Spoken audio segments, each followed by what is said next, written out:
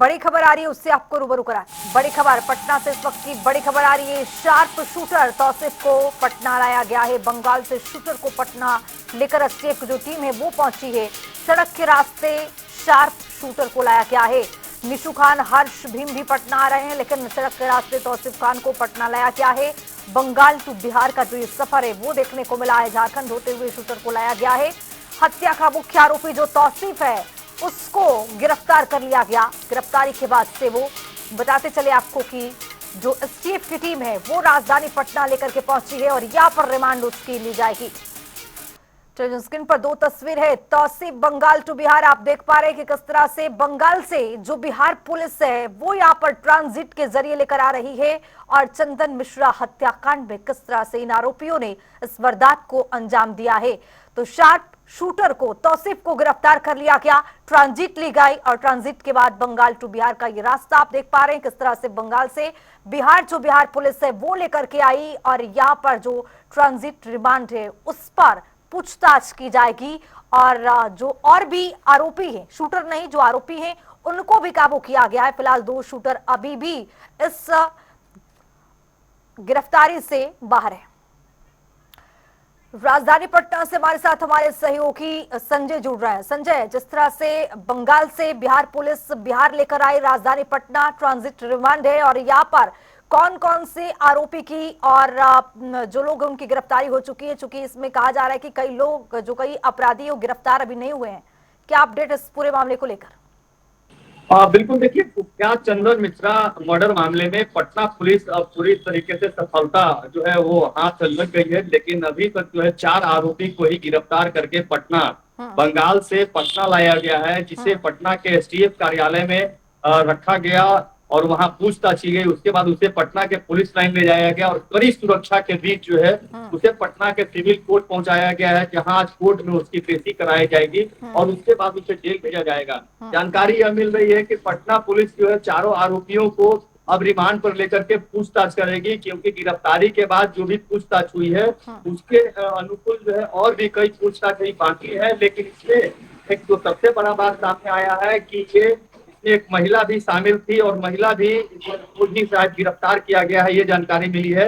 लेकिन पटना पुलिस अभी तक इस बात का खुलासा नहीं कर रही है कि जो घटना किस वजह से हुआ, चूंकि चंदन मिश्रा खुद एक बड़ा कुख्यात अपराधी था और उसको हत्या करने के लिए किसने सुपारी दी थी। और जब गिरफ्तार हुए हैं चारों आरोपी, तो उसमें जो तौसीफ खान है वो फुलवारी शरीफ का रहने वाला है और उसका जो मौसेरा भाई निशु खान जो पूर्व में भी अपराधी रहा है, उसको लेकर के जो है पटना पुलिस काफी जगहों पे छापेमारी भी की और इसमें अन्य जगहों पे लीड मिलने की जो संभावना है पटना पुलिस को वो जता रही है। लेकिन अब तक ये बात का खुलासा नहीं हुआ है कि हत्या का कारण क्या था, हत्या उसका क्यों किया गया था, क्योंकि पटना के पारस अस्पताल में निशु खान और तौसीफ जो है वो दोनों काफी पूर्व में जो है यहाँ पे एडमिट हुए थे। चूंकि तौसीफ जो है उससे हाथ में गोली लगी थी और उसका इलाज भी पटना के पारस अस्पताल में चला था। और जो निशु खान है उसकी जो प्रॉब्लम थी वो काफी लंबे समय से उसे पैरालिसिस हुआ था, जिसकी वजह से वो चल नहीं सकता है। लेकिन जानकारी मिली कि चंदन मिश्रा की हत्या करने के लिए निशु खान के घर पे ही इसकी पूरी साजिश रची गई थी और वहाँ तौसीफ के साथ अन्य जो अपराधी थे वो सभी लोग वहां मौजूद थे और घटना को अंजाम देने के बाद सीधे गया होते हुए ये रांची होते हुए ये कोलकाता भाग गए थे और वहां कमरा में इन लोग होटल में कमरा बुक कराया और उसी होटल में वो लोग रुके हुए थे।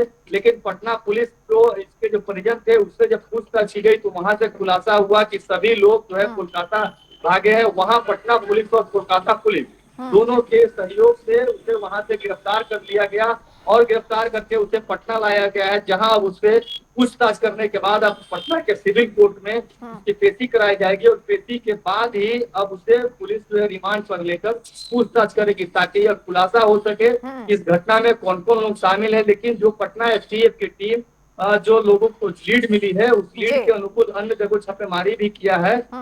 हालांकि कई लोगों को पूछताछ के लिए हिरासत में भी लिया गया है, लेकिन इतना साफ है कि निशु खान जो है पूर्व में भी अपराधी रहा है और तौसीफ पर भी कई मामले दर्ज है और सभी सफेद पोस्ट जो है वो होना चाह रहे थे। चूंकि राजनीतिक पार्टियां से जुड़े होने के बाद जो है ये कई ऐसी घटनाओं को अंजाम देकर के सफेद पोस्ट का बहाना के नाम पे ये बच सकते थे, लेकिन पटना पुलिस जब इन लोगों को दबोच लिया और उसके बाद अब इसकी जो है कई अन्य मामलों के भी खुलासे होने की उम्मीद है। लेकिन इतना तय है कि जब इससे रिमांड पर लेकर पूछताछ की जाएगी तो अन्य कई मामलों का भी खुलासा। ये अपराधी पटना में घूम रहे थे, तो क्या पटना पुलिस इसे गिरफ्तार पूर्व में क्यों नहीं की?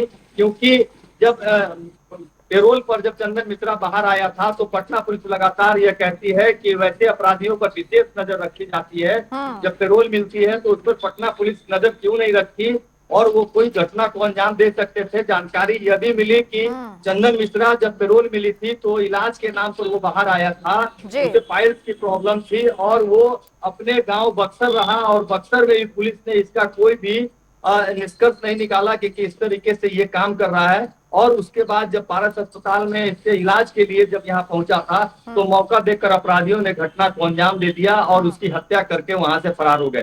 तो ये कहीं ना कहीं पटना पुलिस के भी कार्यशैली पर सवाल उठता है। हालांकि सवाल बिल्कुल। पटना के पारस अस्पताल पर उठ रहा है कि आखिरकार इतनी सुरक्षा के बीच अपराधी कैसे खुलेआम से जो है अंदर आते हैं और आईसीयू में गोली मारकर चले जाते हैं। और यहाँ तक कि एक गोली नहीं बल्कि 32 गोली मारी गई और उसके बाद वहां बिल्कुल से अपराधी फरार संजय, हो गए। सवाल तो अपने आप ये में बड़ा सवाल पारस है। अस्पताल के प्रबंधक पर भी है और पुलिस पर तो लाजमी तौर पर सवाल है ही, चूंकि जिस तरह से पुलिस प्रशासन इस पूरे कहानी में जिस तरह से सामने आ रही है उस पर भी बड़ा सवाल उठ रहा है और यही वजह है कि विपक्ष बार बार गिरता हुआ नजर आ रहा है। फिलहाल आपका बहुत शुक्रिया तमाम जानकारी के साथ संजय जुड़ने के लिए।